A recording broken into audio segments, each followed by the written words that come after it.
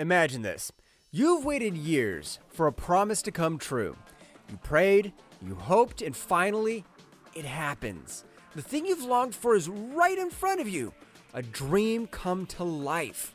Then one day, you're asked to give it all up. No explanations, no guarantees. Would you? Could you? This is a story of Abraham, the test of his faith. But don't be fooled, this isn't just an ancient tale about sacrifice. It's a story that digs deep into trust, obedience, and what it means to let go. Today, we'll explore the story of Abraham and Isaac and uncover the lessons that are still relevant in our lives today. Stay with me, because by the end, you might just see this story in a way you never have before.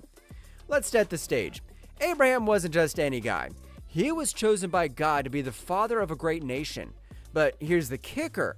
He and his wife Sarah were childless for most of their lives. And when I say childless, I mean they were well past the age when anyone would expect to have a baby. Think senior discount level. Then when Abraham was 100 years old, the unthinkable happened. Sarah gave birth to a son, Isaac. Imagine the joy, the laughter, the overwhelming relief. This wasn't just any child. Isaac was the fulfillment of God's promise, the heir to Abraham's legacy, and a sign of God's faithfulness. Life seemed perfect until it wasn't. One day God spoke to Abraham and said, "Take your son, your only son, whom you love, Isaac, and go to the region of Moriah. Sacrifice him there as a burnt offering on a mountain I will show you." Wait, what? Let's pause here, because if you're feeling confused or even uncomfortable, you're not alone. Why would God ask for such a thing? Wasn't Isaac the promised child? And let's not forget the emotional weight here. This wasn't just a random request. It was Abraham's son, his only son, the son he loved deeply.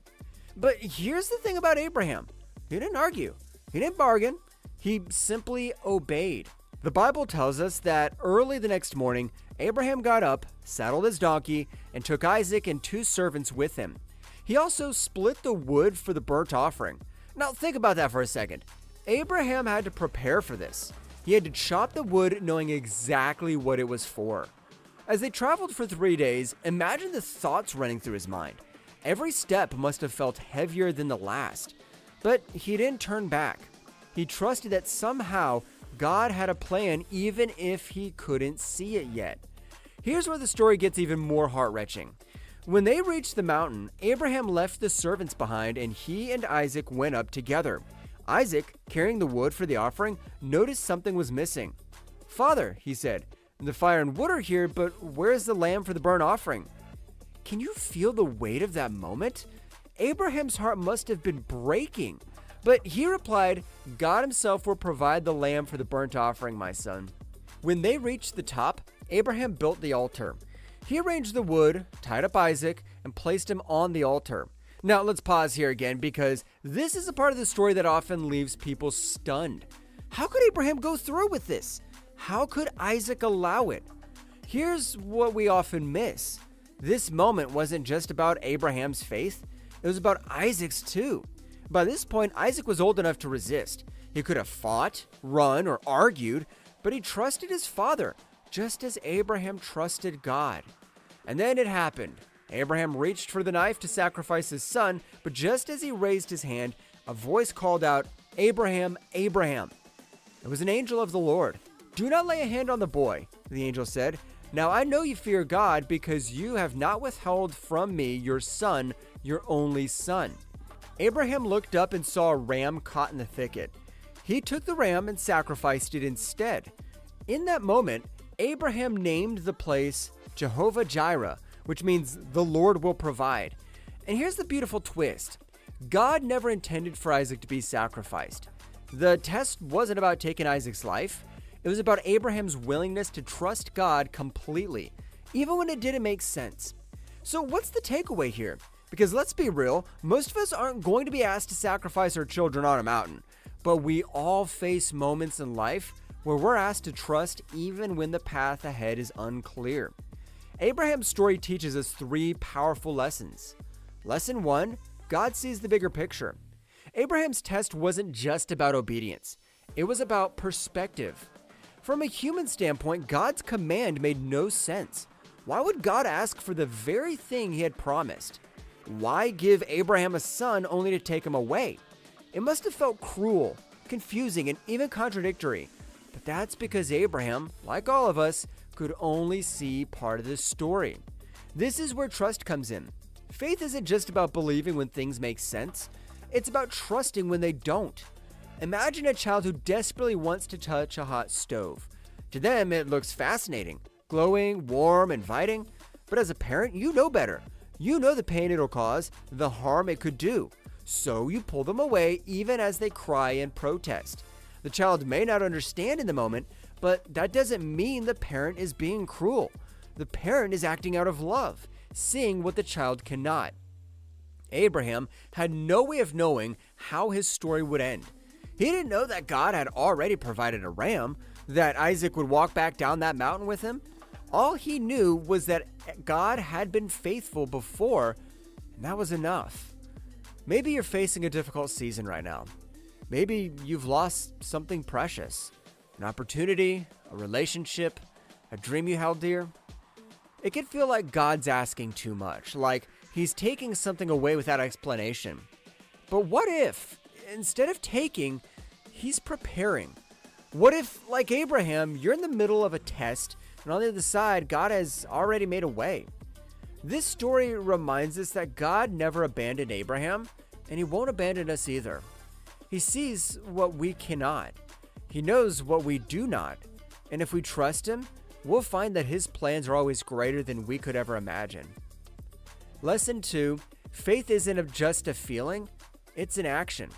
Faith is easy when life's smooth, but what about when things don't make sense? What about when obedience comes at a cost? Abraham didn't just say he trusted God, he showed it. He didn't hesitate, he didn't delay, he took action, even when that action felt impossible. Look at how Abraham responded to God's command. The Bible says, early the next morning, Abraham got up and loaded his donkey. Genesis 22:3.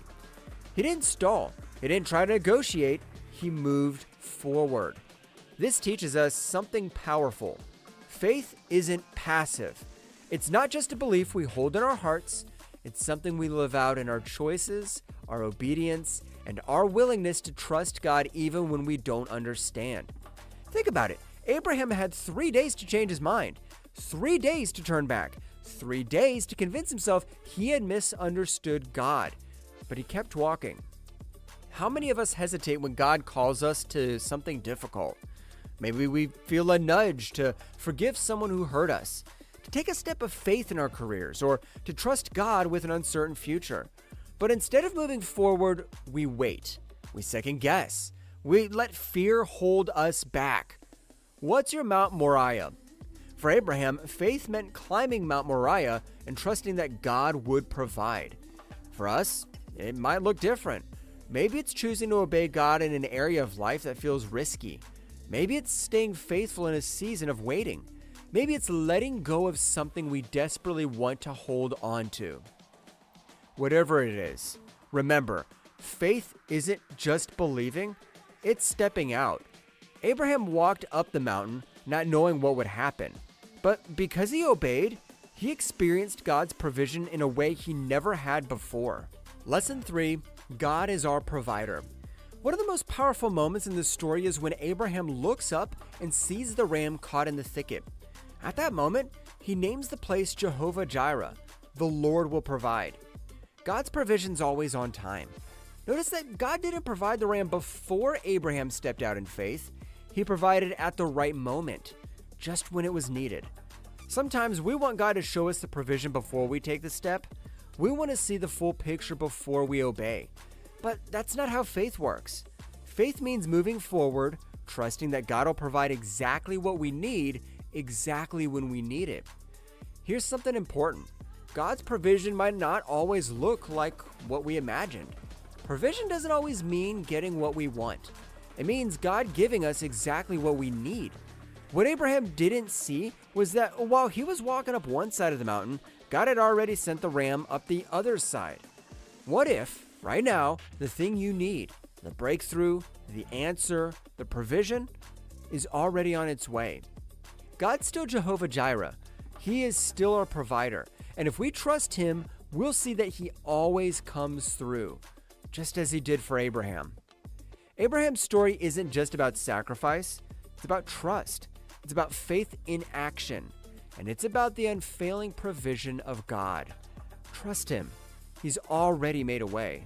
And who knows, maybe your test of faith is preparing you for something greater than you could ever imagine. Thank you for watching. And if this story resonated with you, share it with someone who might need a reminder that they're not alone. Until next time, take care and keep walking in faith.